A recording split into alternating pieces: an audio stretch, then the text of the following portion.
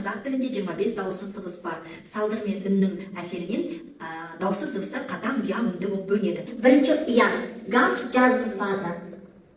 Дауысты дыбыстың барлығын алып тастасақ, мысалы г, в, б дыбыс бар.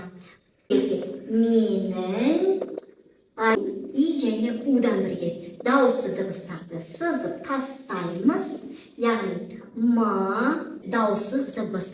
Ал қатаң ұянға ұқсас жұп дауыссыздар. Г-ға к ұқсайды, в-ға ф ұқсайды, ж-ға ш ұқсайды, т ұқсайды. Яғни жұбы шығып тұр.